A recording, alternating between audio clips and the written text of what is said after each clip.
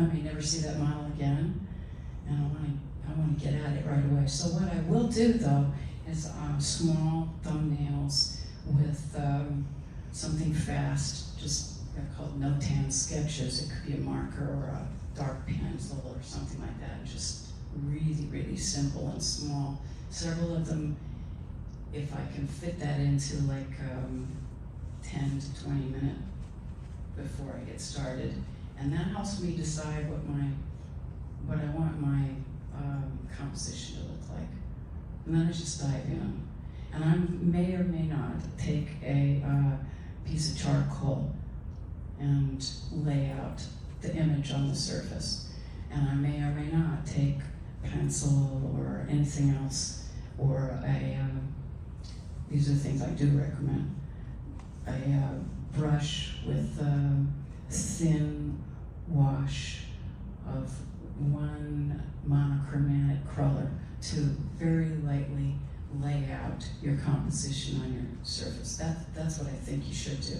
But I have that going on in my head, and I've done this so many times. It's kind of like it's up here, and I'm somehow translating. That's when I'm on a roll, and things have been going well, and I haven't been interrupted from the process over and over again, which I'm not going through another interruption because I'm renovating and constructing a house basically right now. So I will probably have to go back to it like I would teach a student, which is drawing comes first, the composition and the values is first. Lay that out, get that right before you then dive at anything with color. Our eye sees value first. It sees the dark and light. It boils things down into essences. I think more than we really let ourselves see, because for most of us, me included, the little details are like eye candy and just irresistible, and you just want to get hung up in those details, and that this is distraction from finding what's essential, just the overall compositional stuff, which I should probably let Stotts talk about. He's a master at that. Al, can I let Stotts come up, or is it another question? Your work is very, very beautiful, very realistic. You were saying about styles. Have you ever tried abstracts or? Mm-hmm. Sometimes I work abstract. This is No. very realistic. It's very lovely. Thank you. I think abstract's an essential foundation thing. Yes, I do. And sometimes I'll just do it for fun, but this is what I'm focused on now. Any more questions?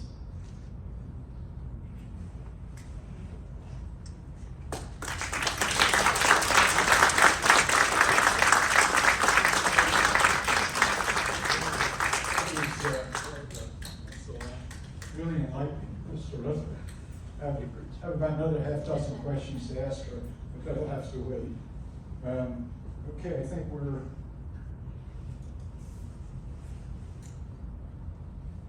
only have 2 hours. 2 hours to go. How you doing? Who's here tonight? Take attendance. I'm Scott Spassel, and friend of Cindy Bill, and lovely artist. So nice to be here in this room with you, Cindy. It's so nice to have you back in the Northeast. Yeah, put it up, okay? Hold it like a carrot, right? So I work in watercolor, which is a whole different technical kind of idea for painting. Different, I mean, yes and no. I mean, all the basic stuff that Cindy does in oils, I have to think about and do in watercolor. You have to have good design, good structure, all of that stuff. So, but the technique of using the medium is different, and you really have to work with it a while to get comfortable with the medium and use the medium in a way that it's meant to be used, fluid and gestural. And that's, I think you do that with oils as well, fluid and gestural. So we are all surrounded by images in our lives today. I mean, I don't know how how we can get more images, right? I mean, how everybody's got a phone. You know, it's really hard to compete with Al, too, you know. He takes over the whole ambiance and does a pretty good job of it. You got phones, you got iPads, you got computers, you got TV, you got magazines, and you see so many images. How do we grab your eye anymore? So that's a problem that you think about as well, right, in your career. And what Cindy was saying about distilling things to their essence, I think there is a kind of visual essence to imagery, the way we perceive it, and you learn really what the qualities are that can allow me to communicate with your visual field and hopefully grab your attention. So that's what we try to do. We learn to do that. There's ideas of design, contrast, and simple hierarchies, different ideas of hierarchies to make you see it. Watercolor has no solvents. It's just uses water, so you can't be too much more simple than that. And that's one of the things that's always appealed to me about it. I started painting in oils when I was a young man, and I had a teacher when I was in my teens, and he was doing oil paintings, but he was also a watercolor, so he showed me some watercolor, and I really liked it, and I've continued it since then. So I'm a teacher also. A lot of what you see is influenced by teaching all these years and really internalizing ideas of design, looking at all the art that's available to us today, and looking at artists. Over and over again, you begin to have a sensibility of what you think is good. So at first, as a young artist, you want to, I think this is what I wanted to do. I wanted to be able to draw and represent things accurately. And then you want to draw and represent things accurately with emotion or with poetry, rather than just, because we can always just take a picture, right? And pictures, photography has influenced painting and artists tremendously. Very threatening to artists in some ways, because to do a lovely portrait, as Cindy did, you can take a great photographer can take a picture of the same woman. You don't have to do it in oils. It took her a while to do that. And artists right from the beginning started to play with photography. So guys like Degas and Monet, they have pictures that Monet did with photographs. Degas took a lot of pictures and did his work with photography, and it went in and out of whether photography was a good or a bad thing. But I think if you're an artist and a photographer, it's art. That's my take on that side of the argument. If you're good and can communicate with that tool in a beautiful way, I think it's a good thing. These paintings of mine are on paper. They're on a special kind of paper made from cotton rag. This is Arches, mostly, I think all of them probably are Arches watercolor. French cotton paper made in the same place in France since the 1600s. They're still making it there. It's pH neutral. It's a very tough surface. Cotton has very long fibers, and the pH neutral thing is important. So paper, regular paper made from wood pulp, has really short fibers and is very hot. It's got a lot of acid in it. So it's like when you see an old newspaper that's been in your closet or under something for a long time and it's brown, and that's actually oxidation. It's actually on fire. So we work on this paper. The paints are the finest pigment, the same pigment that Cindy uses, but mixed with gum arabic, which is a water-soluble tree sap, basically, and water. So there's nothing more than that. There's calligraphy in it. I mean, we've learned a lot about watercolor from Chinese artists and Japanese artists who grew up really with brushes in their hands. So the making of gestural marks is something that the Asian artists started with as children, making their letters and on into their paintings. So we've taken from them. There's a tremendous influx of Asian influence in watercolor in the West Coast, and it's moved across to the East Coast. So it's one of our fundamental sources, really. However, I mean, I've seen things that Rembrandt did. He was a wonderful, besides being a great painter, he was a wonderful etcher and drawer, draftsman, with ink and brush, and they look just as gestural and just as beautiful as the most powerful Chinese artists. So it existed somehow in the great artists, and they have that ability. So the watercolor is gestural. There's no drawing on any of these of mine. They're painted directly. Sometimes it takes me a while to be able to do that. I work with drawings. I work with thumbnail sketches. I think Cindy was talking about thumbnail sketches. So it's like what Michelle is doing with her phone.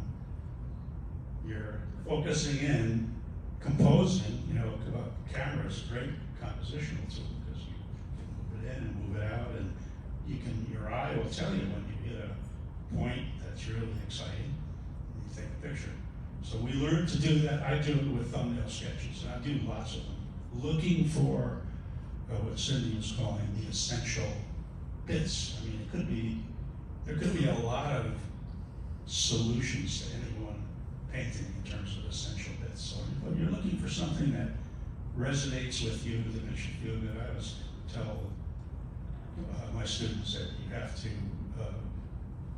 respond to it, be kind of elated by it when you see something. You see it, and a lot of people call it aesthetic arrest, where you just are taken by something. And we're looking for that as a guide. All the still lifes here were done in my classes at the Woodstock School of Art. There were demonstrations in the classes. They're done directly and probably within a half an hour or 45 minutes. The big still lifes that you see, actually there's only two. There's one there and one behind us. And in fact, some of these other paintings were also done outside as part of the Woodstock School of Art teaching. I taught outdoor painting for a long, long time. I don't do it anymore. I still paint outdoors myself, but I don't teach outdoors anymore. I teach indoors in this beautiful studio. When they got air conditioning in the studios, I went indoors. So, it's I don't want to call it a sketching medium, but to a degree it is a sketching medium. It's a way of approaching a subject, trying to grasp it immediately or simply and directly. So that's what I try to do. I'm concerned with doing that. And saying that, sometimes it takes a lot of work to get there. So I do multiple images often. I'll do a painting over and over again. There's one down on the bottom left of Boppy Lane. Does anybody know where that is? It's right here in New Falls. It's down, is it 199 or 208? 208 going towards Gardner. It's a beautiful, there's a walkway, rail trail, and then you can go underneath the bridge, the railroad bridge, and there's a farm there, and there's cows, and I probably did 15 or 16 paintings of that, trying to get one that was direct, simple, unequivocal, not like essential, one that had essentiality to it. The still life, the landscape top left, and the one here are from Bisbee Lake, which is in the Adirondacks. My wife and I and a whole group of us from the Woodstock School of Art, the board of directors of the Woodstock School of Art, went to Bisbee Lake each year for 2 weeks, or week and a half, 2 weeks. And it was the Adirondack League. Have you ever heard of this place? It's they must have had 1,000 acres woodlands with 3 or 4 lakes on it, and it was just for the members. It was, you had to be in the, it could only, the property was only passed on through to your children. You couldn't sell it, you couldn't do anything with it except be there and sell it to your children. So it was very, but anyway, it was a beautiful spot, and I did a lot of painting there, and they were done directly on the spot there. This is Wilson Park in Woodstock. That was painted outdoors directly. And I think about 80% of it was done on the spot outdoors, and I brought it back. And if a painting stays with me for very long in the studio, I end up doing more to it. So I continued to work on that for quite a long time until we got to its present state, darkening things. And I wanted really the feeling of light on this piece of paper. A woman was reading on a bench. And I made, in my mind, that was going to be the brightest thing in the picture, and everything else was going to be subdued. So it took a long time, a lot of work to do that. This is my friend Rob, who probably some of you know. Yeah, so he was a student of mine for a long time, Rob Green. Trina's over here, I saw her. There she is. A beautiful Trina. And Wasning. Wasning Falls. Have you been to Wasning? I mean, all this stuff is right here. It's right on the Minnewaska. Beautiful, beautiful spot. I mean, this area is incredible, right? I mean, for visual beauty. I came here in 1975, I think, to go to graduate school at New Paltz. And my wife and I just loved the area, so after the 2 years of graduate school, we stayed, and we've lived in Rosedale ever since. And I've gotten to paint this beautiful countryside. Model in class, done directly, just one shot. A lot of times when I do these things, I don't know if they're any good or not. I've actually destroyed things that I shouldn't have, because I don't know, do you do this? I can often get a bit negative when I do finish a painting and think it's not good enough. And it takes a little bit of time to see if it's any good or not. So you gotta wait. I always tell everybody, man, wait until, give it some time before you destroy it or rip it up or paint over it, because each of these papers, you can paint on the back, if you want to. So that's the big danger to leaving. Anyway, try not to. And this is the Athens Lighthouse out in the middle of the Hudson. Watercolor is like a really great medium, yes. The building up at the third room at the end. Yeah, that's the Union Baptist Church in Newburgh. It overlooks the river in Newburgh, and up here is a clock. All 4 sides of that tower has a clock in it that my great-great-grandfather put in there in 1850. He was a clockmaker.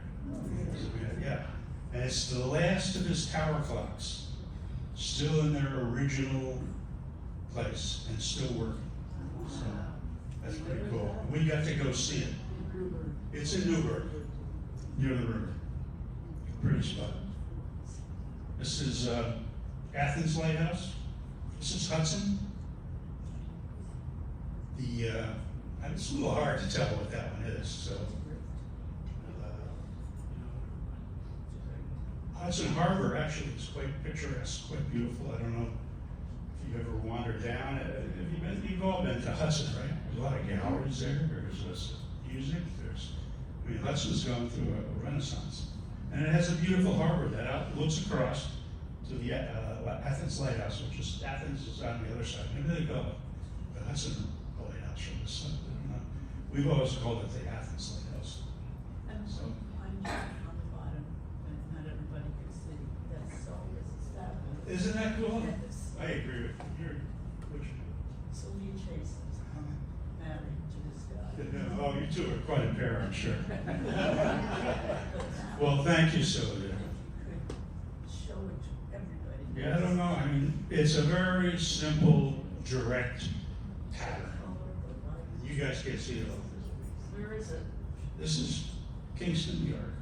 As you leave Hannaford's parking lot, you go up the, I don't know, have you ever been to Hannaford's in Kingston? You go up a little hill, and there's two ways to leave, but this is going into the city, more into the city, and it's right up the top. And it's that old section of Kingston. There's the Senate houses there, a little further down, and some very, very old homes. And I agree with you, I've always thought that was a bit of perfection. You know, you're allowed to have, every once in a while, you're allowed, yeah, a little bit of perfection. So thank you. Yeah. The painting of Ron, are you saying that there's no pencil? Well, you know, Al, he would be the one who would pick that out. Of all the paintings here, that one has been. You're absolutely right. There was quite a bit of drawing behind it, and it was hard to do because he was a good friend and yeah, nice guy, very nice guy. What's up, Carl? To what extent, I'll get right back. to what extent can you make changes in watercolors if you don't get something right first time? That's a good question that Carl asked, because the reputation is that you can't make corrections in watercolor. So, you know, what you were saying about this painting is, for those of you who can see it, but I think a lot of them have it, is like a unmolested surface. You know, the paint is put down and not messed with very much. You got a short window of opportunity to say what you want to say, and then leave it alone. And then leaving it alone part is really part of doing good watercolors. But saying that, there are a lot of corrections that can be made. You can wipe things off significantly. You can scrape into them, you can scratch them.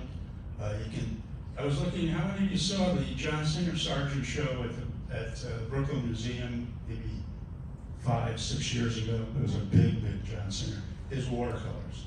He did a lot of overpainting with opaque white and then painted over that again to make corrections. So some artists do that. So you can make changes, you can make corrections, and I've done it. I try to do it directly without that, but can be done. Andrew Wyeth, another famous guy who used watercolors, scrubbed them, he took sponges and wiped them off, he scratched into them. He sometimes left them on his studio floor and walked on for a while. This is true. I mean, this is what his reputation was.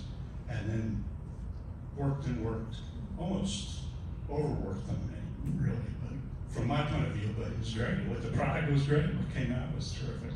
So it is, but it's much easier to make changes in oils. You can overpaint, you can wipe it off, you can, a zillion ways. But we don't want to make changes. We want to just say it directly. We can. Did you have a question? Yeah, well, I just started the watercolor class here. Yeah. And I was struck by the fact that you said sometimes you come back to it, you leave it. Yeah. And from what my very primary behavior has been with the watercolor, I didn't think that you could scrape it or raise it when you come back to it. You can. Is it because you have a special paper or? Well, yes, in a way. It depends what you're painting on, yeah. So there's a variety of surfaces, watercolor paper. Some is soft and easily torn and can't take much abuse. This paper can take a lot of abuse. You can scrub it out. You can change things. Some paper with a sponge. Who uses Mr. Clean sponges in the kitchen? Yeah, Mirror, I told you, right? Well, we all are using those in watercolor now because they have a unique ability to pull watercolor off the page. Once it's already dry, things that you couldn't do in the past, you can do with. Now, she brought in sponges today for the first time. Yeah. And I was able to use it and it had an amazing effect. Yes. So there's changes you can make. You've spoken about the papers, and I went to a workshop, because I'm also a beginner. It was a Yucco workshop. Oh, Yucco. And I've started using Yucco, and I love it. Yeah. You can do anything with it. Yeah. You can So write- Yucco is a plastic paper. made out of plastic. And you can wipe it off, right? You can, so that's made so you can paint on it and just wipe it right off if you want to. So it's a little strange as a surface. I don't know if I want to do my most profound ideas on plastic or not. I'm still struggling with that part of it, but it's a nice paper. There's a couple other interesting papers out there. Aquarius Paper, which is a kind of fiberglass that takes the paint in a different way. But Yucco's a lot popular with a lot of people. It's fun. Yeah, it is fun. It is. It might be a great way to learn to do watercolor too, because it takes the paint nicely. Well, how do you spell that? Y-U-B-O. I think it's Yupo, right? I think so. Yeah. Yeah, yeah. Are you a member of the school, the purist school that says no opaque white? Yeah, You are. I am, but I break every rule. So I am a member of, opaque white is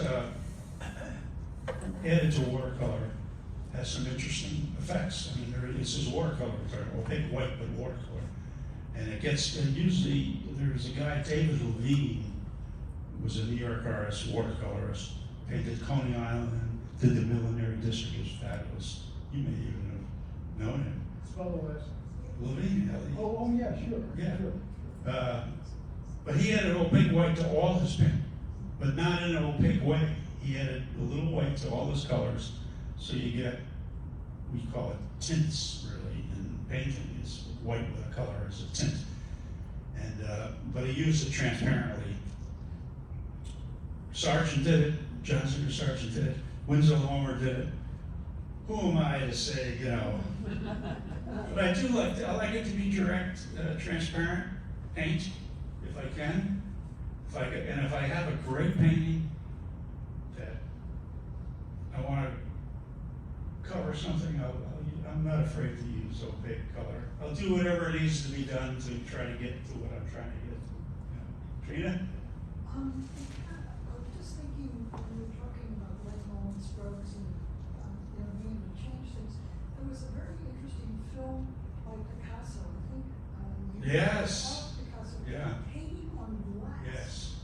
My question is it's difficult to phrase it. Louder, please, Trina. He was changing things from this point of view, but we were looking at the Right. back of the. Yeah, he was on the other side of a piece of glass painting on it. Was the back of the glass, seen from the back through the glass, was it different? Probably because he was layering. Well, it'll be reversed, wouldn't it, from what we saw? But anything he layered from the front, which wouldn't be seen from the back. That's interesting, how much layering he could do with that. He was pretty limited to what he could do. Has anybody ever seen this called The Mystery of Picasso? It's filmed by Renoir's son or grandson, I forget which one it was. He's one of the filmmakers. He wasn't the director, but he's in there, Renoir's son. And it's just fabulous to see Picasso the way he thinks. I mean, it's just amazing, because he would do, like these beautiful gestural things, and you would think it was a masterpiece, and he'd wipe it away, change it. I mean, yeah, it's fabulous. So it's something, if you love art and you haven't seen this, you should seek it out. It's out there, it's available. Maybe, I think it's on YouTube, actually. So you can watch it on YouTube. Mystery of Picasso. Fabulous, just fabulous. Blows me away whenever I see it, how powerful this thinking is, and visual muscles he has. I mean, it's incredible, really incredible. Anyway, it's a great medium. I love doing it. I still love doing it. Every year, I think I'm starting to learn how to do it. Does that happen to all of us in all our life duties and events and things? You just say, "Wow, I think I'm starting to get this." Of course, as soon as you think you're starting to get it, you will be given a reprimand by reality, right? And it's always nice to come and share some time with you all, and yeah, it's a pleasure. It's a pleasure to see you.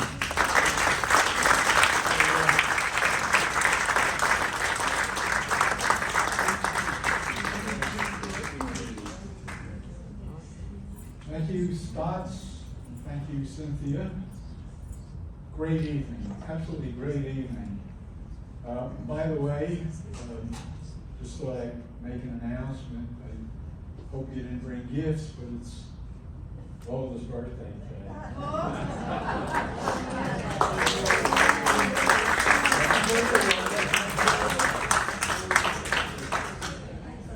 Arthur, you're gonna have to look for a younger broad. No way. Yes, Phil. Let's sing. Excuse me? Let's sing. Yes. Happy birthday to you. Happy birthday to you. Happy birthday, dear Lola. Happy birthday to you.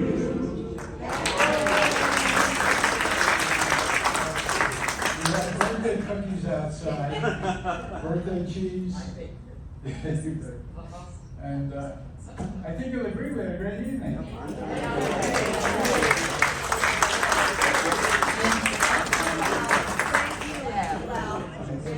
You're welcome. It was terrific. I always worry about you.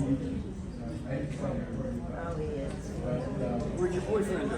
you're going to watch. Just listen to me.